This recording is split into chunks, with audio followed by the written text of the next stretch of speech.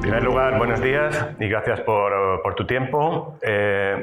Podemos empezar para romper el hielo definiendo qué son los fabricantes de segunda fase y cómo ha evolucionado el sector en los últimos años. Buenos días, muchas gracias por la oportunidad de participar. El fabricante de segunda fase es la actual denominación de lo que antiguamente era el carrocero. Hoy en día Ascatravi tiene 22 años, ha cumplido 22 años y hemos pasado de ese momento en el que éramos carrocero, trabajábamos con una normativa nacional a evolucionar al concepto de fabricante de segunda fase a través de normativa y homologaciones europeas. Cuando digo fabricante de segunda fase nos estamos comparando con un fabricante de primera fase como puede ser un Iveco, un Renault en toda regla. ¿Esto en qué se ha traducido principalmente? En que entre nuestras plantillas hemos tenido que incluir a personal dedicado única y exclusivamente a conocimiento de la normativa y a ejecución de las homologaciones. ¿Y qué relevancia tienen los fabricantes de segunda fase o los antiguos carroceros en la venta total de vehículos comerciales hoy en día? Los fabricantes, el fabricante de segunda fase el año pasado llegamos a comercializar cerca de 23.000 vehículos. Esto implica el desarrollo de todos y cada uno de ellos. Hoy en día no basta con comercializar y vender una solución. Antes de poder cerrar esa operación es necesario tener claro cómo vamos a poner en circulación, cómo vamos a homologar y cómo vamos a legalizar ese vehículo para que circule con plenas garantías en el mercado. ¿Cómo ha sido la evolución de Ascatravi y a cuántas empresas o entidades representa actualmente y qué porcentajes representa sobre el total de empresas y vehículos transformados? La evolución de Ascatravi, como digo, Ascatravi nace ante la necesidad de tener una voz que represente al sector ante los cambios que desde Europa se estaban anunciando. Pasamos de una normativa nacional a una normativa europea. Como digo, para todo eso se necesitaba tener una voz que nos representara ante el Ministerio y que pudiera unificar todas las necesidades que el sector tiene. Actualmente Ascatravi, para que os hagáis una idea, en España hay censados más de 600 carroceros. Ascatravi representa a unas 70 empresas y esas 70 empresas representan casi el 90% de la producción de los vehículos. Como veis, es un sector muy atomizado y que ha permitido que la evolución del sector, esta evolución de la homologación y la normativa, nos ha permitido profesionalizar a nuestras empresas y nos ha permitido que estemos al mismo nivel que nuestra competencia europea. Cuéntenos cómo le ha afectado al sector, concreto, la crisis sanitaria económica en cuanto a carencias o crisis económica y cómo ha ido el último ejercicio y sobre todo cuáles son las perspectivas. En la crisis sanitaria, pues como a todos los sectores, fue bloqueo total y absoluto, paralización, caída de pedidos, caída de producción, pero paralelamente, y esto sí me gusta remarcarlo, el sector del fabricante de segunda fase jugó un papel muy importante durante la pandemia. Si recordamos imágenes de los vehículos fumigando las calles, los vehículos que se prepararon para transporte de enfermos, autobuses que se prepararon para transportar gente con sillas de ruedas. Es decir, el papel a pesar de pasarlo mal, el fabricante de segunda fase tuvo un papel muy importante en la pandemia. La situación actual, pues es un poco, como todos los sectores, muy complicada. Hemos pasado de un tiempo para nosotros el fabricante de primera fase es importante. Necesitamos el camión. El tiempo medio de entrega de un camión era un plazo aproximado de 3 meses, 3-4 meses. Hemos pasado en algunos casos a 15 meses. Entonces esto plantea que tenemos clientes con posibilidades de operaciones, pero que con tan largo plazo se plantea posiblemente esa operación y ese trabajo. El desmesurado incremento de las materias primas es otro factor. El acero, el aluminio se está disparando y parece harto difícil el poder cerrar una operación con un precio pactado debido a que la vigencia de la misma es mínimo.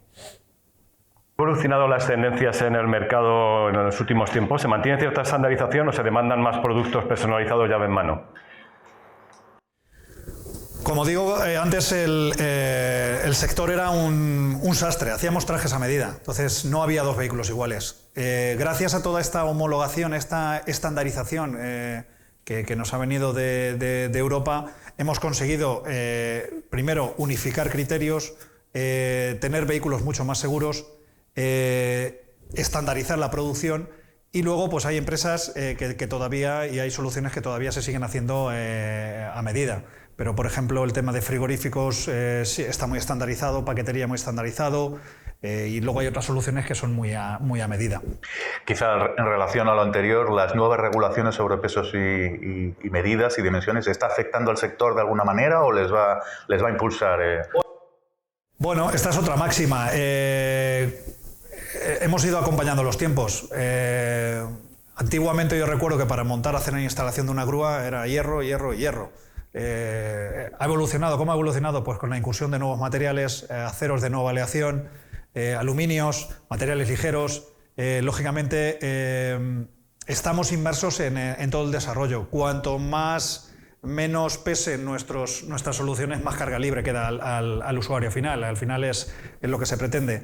El vehículo no solo tiene que cumplir con normas para circular por carretera, tiene que estar preparado para ser útil cuando para. Es decir, por ejemplo, un camión de basura tiene que cumplir con toda la normativa vigente para poder circular por carretera, pero luego además tiene que cumplir una normativa de ruidos y emisiones, tiene que cumplir una normativa de prevención de riesgos para los usuarios. Es decir, es un cómputo de muchas soluciones.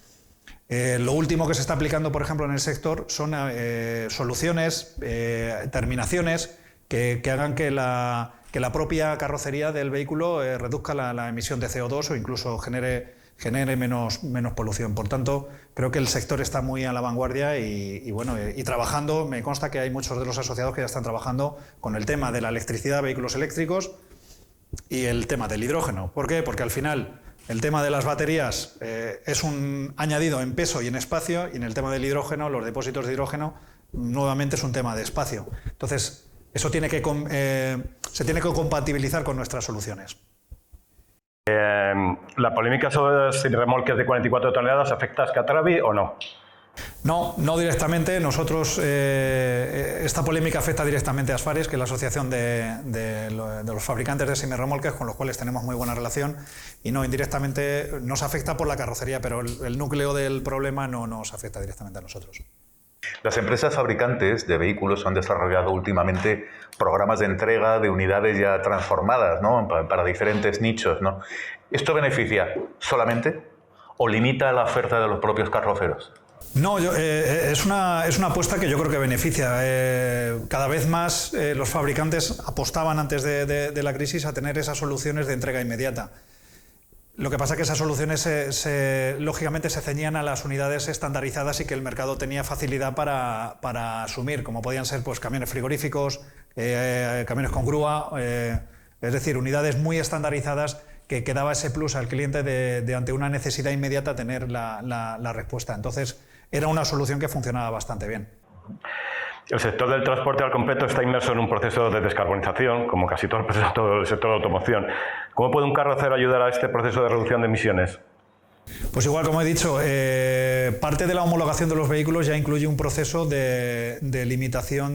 No es lo mismo el vehículo cuando sale de fábrica con el índice de emisiones de CO2 que el índice de emisiones que tiene el vehículo una vez terminado por nosotros, tanto por el peso añadido como la superficie. Entonces, como he dicho antes, el sector está trabajando para reducir, para que el vehículo sea más aerodinámico, para que el vehículo sea más ligero, y luego con aplicaciones propias de diversas soluciones o materias para la reducción del CO2.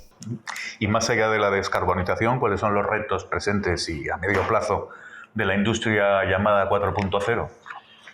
Bueno, los siguientes retos son, yo creo que es el conseguir que nuestras carrocerías sean inteligentes. Esto que parece algo muy futurista es algo que ya se está trabajando. Tengo una experiencia de un vehículo de aeroportuaria, una solución aeroportuaria, el cual fuimos capaces de solucionarlo vía internet estando el camión en Kazajistán. Entonces conseguimos arrancar el camión, conseguimos hacer un chequeo del vehículo ya digo, desde aquí de Madrid, teniendo el vehículo en Kazajistán. Entonces, son soluciones que poco a poco se van integrando y que, lógicamente, hacen que, pues bueno, como todo en la vida, que sean soluciones mucho más accesibles y mucho más sencillas. En este sentido, el sector se está implicando poco a poco, pero es complejo, ¿no? Hay que reconocer que no es sencillo, porque al final dependemos del fabricante de primera fase y con ellos debemos de ir de la mano, sin duda. Y desde el punto de vista de la normativa, ¿qué demanda el sector? Bueno, aquí el sector, desde el punto de normativa es Europa la que manda. Entonces, como he dicho, gracias a Ascatravi lo que hemos conseguido es que esta normativa, antes de que entre en vigencia sin contar con nosotros, pues por lo menos tengamos la oportunidad de valorarla, tanto a nivel nacional como a nivel europeo, antes de que se ponga que esta normativa entre en vigencia, con lo cual permite que el sector esté informado y esté preparado para esos cambios de normativa que puedan entrar. Muy bien, ahora vamos a cambiar un poco de turno y vamos a hacer unas preguntas más breves y de respuesta más breve o sintética, si puede ser. Tampoco hace falta que sean monosílabos. Bueno, ¿qué es más difícil, poner de acuerdo a los asociados en algo polémico o conseguir un contrato militar? Conseguir un contrato militar, sin duda. Como empresa, que al fin y al cabo también usted es empresa, ¿le han pedido cosas imposibles? Sí, nos han pedido cosas imposibles. Por ejemplo, el típico del plazo de entrega. Quiero tener 10 vehículos para la semana que viene. Es decir, es imposible. O sea, nuestras capacidades son las que son. O vehículos en 5.000 kilos, pedir el máximo de equipamiento en vehículos que no está preparado para ello. ¿Una empresa carrocera tiene mejor perspectiva ahora que hace 3 años, prepandemia? La situación no es buena ahora mismo y la perspectiva no es buena. Vuelvo a repetir, dependemos de los fabricantes de primera fase y plazos de entrega de 12-15 meses ahora mismo son totalmente inviables. Entonces ahora mismo la perspectiva no es buena. ¿España necesita aprender de...? España necesita aprender de las asociaciones. En Europa, por ejemplo, las asociaciones son consideradas como voces autorizadas de los sectores y esas asociaciones tienen muchos más recursos.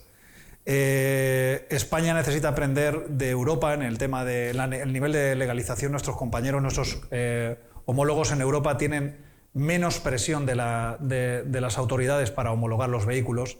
En paralelo, conseguimos que esa presión a nivel nacional nos dé que nuestras empresas, nuestros fabricados están mucho mejor preparados que en algunos casos que los europeos. ¿Los políticos están influyendo en su actividad bien?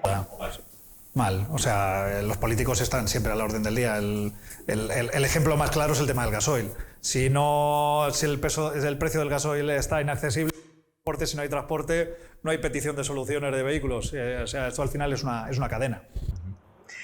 Y también, como antes, ¿con quién es más difícil tratar? ¿Con un fabricante de vehículos o con la administración? Con la administración. Tras estos años de asociacionismo, ¿dónde es más fácil hacer enemigos? ¿En la empresa o en la asociación? En la empresa. La asociación es cuando la gente entra y descubre que te puedes sentar en la mesa con tu competencia y que puedes llegar a acuerdos que son favorables o soluciones que pueden ser favorables para todos, descubres que la verdadera utilidad de la asociación. Ahora mismo hay una serie de subgrupos dentro de la asociación. Tenemos el subgrupo de las ambulancias, el de las grúas, por ejemplo, y sentados en la mesa todos los actores del sector nacional. Eso hace que entre todos se sume. Entonces, es curioso, pero dentro de la asociación se consiguen más amigos que enemigos.